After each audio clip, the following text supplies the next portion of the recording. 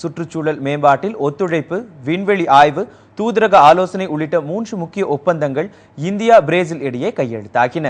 BRICS மாநாட்டில் பங்கேற்பதற்காக Brazil சென்ற பிரதமர் நரேந்திர மோடி கடற்கரை நகரமான போர்டலேசாவில் நடைபெற்ற 2 நாள் மாநாட்டில் பங்கேற்றுவிட்டு அடுத்த சுற்று மாநாடு நடைபெறும் பிரேசிலியா நகருக்கு சென்றார்.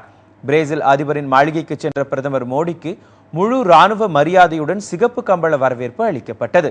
G4 எனப்படும் வளர்ந்த நாடுகளின் கூட்டமைப்பில் அங்கம் வகிக்கும் நாடுகளான இந்தியா மற்றும் பிரேசில் ஐநா பாதுகாப்பு சபையில் அங்கம் வகிக்கும் வகையில் ஐக்கிய நாடுகள் சபையில் சீர்திருத்தம் கொண்டு வரப்பட வேண்டும் என்று இந்த சந்திப்பின் போது இரு நாட்டு தலைவர்களும் வலியுறுத்தினர்.